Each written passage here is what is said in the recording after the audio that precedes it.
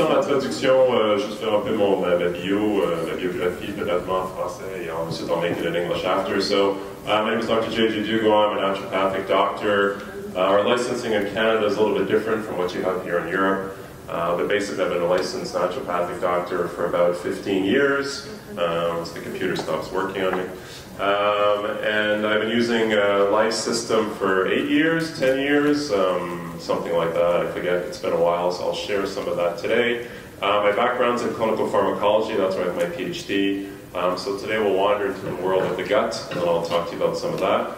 Alors, aujourd'hui, c'est ça, moi c'est Dr. Jean-Jacques DUGOUA, je suis médecin naturopathe formé au Canada. Ça fait peut-être environ 8 à 10 ans que je travaille avec le système Life. Alors aujourd'hui, on va parler des intestins, les problèmes digestifs, et je liais ça au biofeedback et au système Life. Okay, alors, mes origines sont, j'ai un doctorat en pharmacologie clinique, et on va parler un peu j'ai intégré un peu de ça dans la présentation aujourd'hui. Et la bonne nouvelle, c'est bon, il pleut à Nice, mais il fait beau sur l'écran.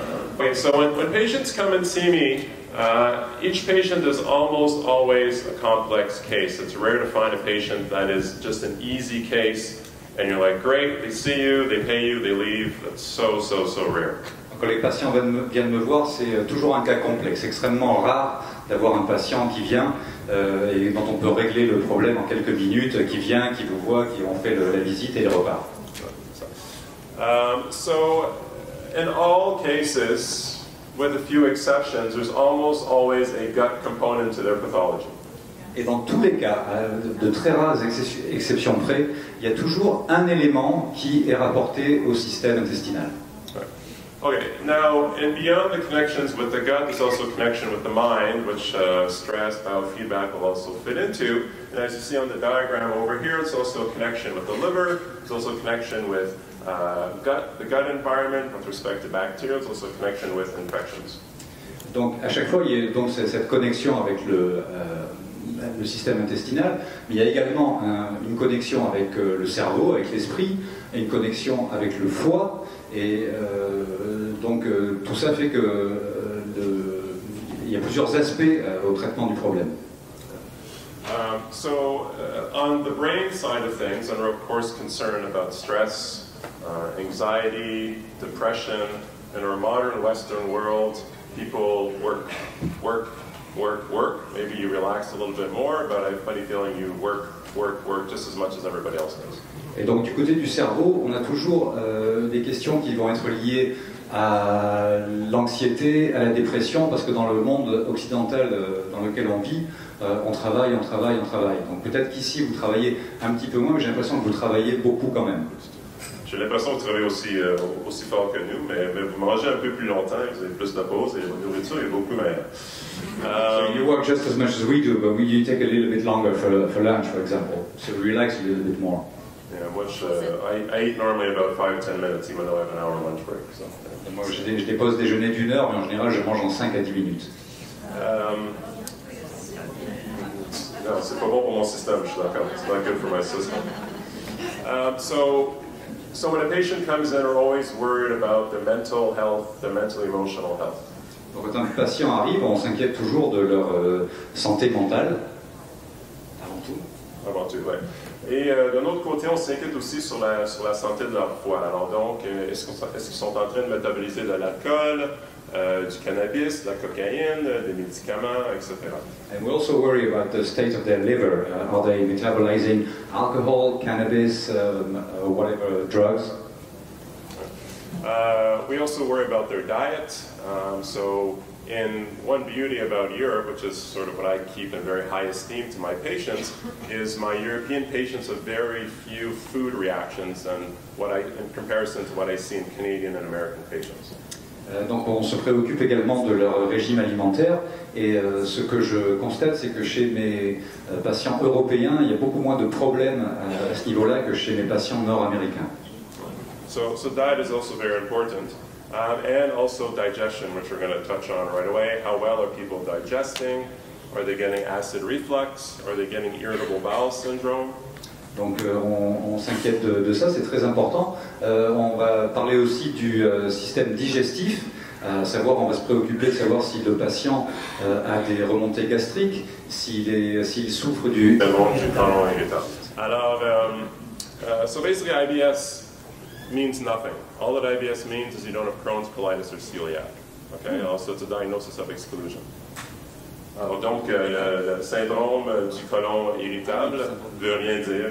Ça veut juste dire que vous n'avez pas le Crohn's ou la colite ou la maladie du cœliaque. C'est un diagnostic d'exclusion. Alors, vous n'avez pas vraiment une maladie, vous avez juste certains symptômes qu'on ne connaît pas le nom pour vous. Alors, on a inventé le IBS, le syndrome du côlon irritable. SCI. Alors ça, on voit ça fréquemment avec des patients qui n'ont pas une très bonne diète ou des patients qui ont des problèmes de stress. On voit ça très fréquemment. So we see this very often with patients who don't have a very good diet or who experience problems with stress. And also we look at pathogens, if they've traveled, if they've caught travelers' diarrhea. In women, we ask if they've had a lot of vaginal infections, people that have been exposed to frequent antibiotics. Et donc on leur demande également si ce sont des gens qui ont voyagé, s'ils n'auraient pas par exemple attrapé un pathogène quelque part dans un pays exotique. On demande aux femmes si elles n'ont pas eu une infection vaginale. On leur demande également si ton dernier point c'était... si on des vaginites fréquentes. Aussi on des antibiotiques. Ah oui, et s'ils sont sous traitement. And then just the last thing I'd add to this too is exercise. Exercise is not talked about enough. Exercise, they're saying being a sedentary lifestyle, which is what we're doing right now, is the new smoking. Increases the risk of cancer, increases your risk of heart disease, so people need to move more. So exercise is a key component too. Donc l'autre problème dont on parle souvent, et à mon avis on n'en parle pas assez, c'est le problème de l'exercice. On dit que, parce qu'on vit tous des vies très sédentaires, comme on est en train de faire actuellement, on est assis, et on dit que la vie sédentaire c'est le nouveau tabagisme, en fait. C'est tout aussi dangereux, ça augmente les risques de cancer et de tout un tas d'autres pathologies. So all of this is a very holistic system of looking at the patient. Another great holistic system which I like to overlap to is the traditional Chinese medicine model, where you look at different organs and different emotions and stressors associated with the organs. Donc on a une approche holistique, puisqu'on touche à tous ces aspects. Et il y a un autre système holistique que j'aime bien faire chevaucher avec celui-là, c'est le système de la médecine traditionnelle chinoise, où on va regarder plusieurs aspects différents et plusieurs organes simultanément. So what you'll find in this case is when if you have emotional complaints, which you can also address with biofeedback, which we'll get to, is commonly if you find people with problems of grief, le deuil, or depression, etc., they often will have lung and large intestine issues if we follow the Chinese medicine. Alors on va parler également des problèmes émotionnels et on va y revenir tout à l'heure dans le cadre du système LIFE, mais on va se préoccuper justement des gens qui se plaignent de problèmes émotionnels comme ça, qui vont très souvent être connectés avec soit le système pulmonaire, soit le gros intestin. So in Chinese medicine, grief, the deuil, la dépression, depression, grief, injures the lung and injures the large intestine by association. Et donc en médecine chinoise, on dit que le deuil va endommager principalement le système pulmonaire et le gros intestin. So on the worry side of things, overthinking, stress, and anxiety tends to aggravate the spleen and the stomach, which affects most of the digestive problems people have. Et donc les problèmes qui relèvent des soucis, de la charge mentale, ça va être très souvent connecté à la rate, qui est connectée elle-même à l'estomac et donc qui va créer des problèmes au niveau de la digestion. Excellent. Also, too, if you have patients with a lot of anger, often we'll find issues with the liver, fatty liver disease, or with the gallbladders, issues with fat digestion. Alors les gens qui ont des problèmes de maîtrise de leur colère, on va très souvent constater que c'est des problèmes qui sont associés au foie ou à la vésicule biliaire. And then heart, less of an emotional association, but on the kidney side of things over here, that's when you'll see more fear, especially with kidney and bladder. You'll see people that have had more issues of fear or PTSD or trauma in the past. You'll see some associations there. Et pour les gens qui ont des problèmes avec la peur ou avec des syndromes post-traumatiques par exemple, ça va être très souvent associé à un problème rénal ou à un problème de vessie. So there is a link between the brain, the gut, and the microbiota. So the brain being the brain, the gut being the intestines, and the microbiota being the microbiota. Donc trois aspects, hein, le cerveau évidemment, l'intestin et puis le microbiote. Anyway, so one connection of the gut-brain microbiota comes via the vagus nerve. So the vagus nerve connects directly to the brain, and it has a direct feedback, biodirectional. So basically information goes from the brain to the gut, and information goes from the gut to the brain via the vagus nerve. Alors donc ces centres sont connectés entre eux par le nerf vagal et les informations voyagent de façon bidirectionnelle, c'est-à-dire des informations qui partent du cerveau et qui vont vers l'intestin, mais également des informations qui proviennent de l'intestin et qui remontent vers le cerveau. So if people have ever had a vasovagal response, that's when people will see blood or will have a fright or see a needle, then they might faint. That's called a vasovagal response. That's partially controlled by the vagus nerve. Donc si parmi vous il y a des gens qui ont déjà eu un malaise vagal, ou les gens qui par exemple s'évanouissent à la vue d'une seringue ou sous l'effet de la peur, bah voilà, le responsable c'est le nerf vagal. So on the gut side, we know that there's probiotics, for example, Lactobacillus rhamnosus, have actually been shown to have a direct action on the vagus nerve.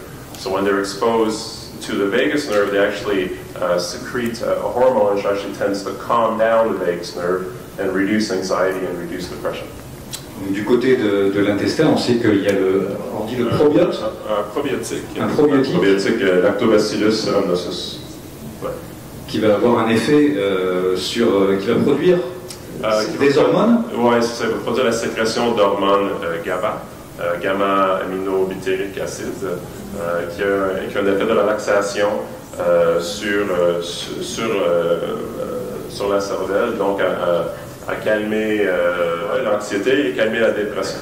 Alors ça fait un bon segue en bon français. Une nouvelle classe de probiotiques, les psychoprobiotiques. Donc c'est une transition directe qui nous amène à parler d'une nouvelle classe de probiotiques qui s'appelle les psychoprobiotiques. So just to back up a bit, so probiotics are healthy microorganisms, bacteria, yeast, or other organisms that impart a health benefit to the host, being humans. Donc pour résumer très rapidement, les probiotiques ce sont des bactéries saines qui apportent des bénéfices, des avantages à l'hôte chez lequel elles sont, donc en l'occurrence notre organisme. So psychoprobiotics are health benefits to humans with a specific effect on improving mental health. Et les psychoprobiotiques donc apportent énormément de bénéfices à l'être humain et notamment au niveau de la santé mentale. So we know that pathogenic bacteria can cause effects to our mental health. On sait que les bactéries pathogènes peuvent affecter notre santé mentale. So for example, syphilis is associated with dementia. Par exemple, la syphilis est associée à la démence. Lyme's disease, which we're seeing quite a lot in Canada now, coming up from the United States, is associated with fatigue, is associated with anxiety, depression. La maladie de Lyme, dont on voit beaucoup de cas en ce moment aux États-Unis et au Canada, va être associée à la fatigue, à la dépression. Campylobacter jejuni, which is a traveler's diarrhea, is linked with anxiety. Alors une bactérie qui est liée à la diarrhée du voyageur. So we know on the pathogenic side that there's definitely effects on the brain, but also on the probiotic side, there's positive effects on the brain. Donc on sait que du côté des pathogènes, il y a un effet néfaste sur le cerveau. Par contre, du côté des probiotiques, il y a un effet bénéfique sur le cerveau. So for example, species of Lactobacillus and species of Bifidobacterium have been shown to stimulate GABA, so gamma-aminobutyric acid, which has a parasympathetic effect. So it has a relaxing effect on the body to contrast with the sympathetic effect, which is more of a fight or flight stress effect. Alors, pour le nom de toutes ces bactéries, je vais te laisser Lactobacillus et Bifidobacterium. D'accord. Ouais. Qui ont un effet bénéfique. Oui, qui ont un effet bénéfique sur la GABA. Alors, la GABA, ça a un effet parasympathique, donc un effet de relaxation sur le système autonomique, pour faire contraste au système sympathique, qui est un effet pour faire combat ou fuite. Alors, and also too, you've got Bifidobacterium infantis, which has been associated with lowering anxiety. Alors donc, Bifidobacterium infantis a été associé avec les patients qui ont le syndrome de l'irritation du côlon, à baisser l'anxiété.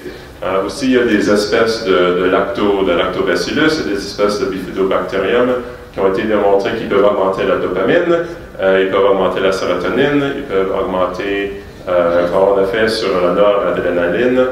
So basically, there's species of lactobacillus or bifidobacterium that can increase serotonin, increase dopamine, and increase noradrenaline. So there is definitely an effect on the mental health of the different probiotic strains. Okay.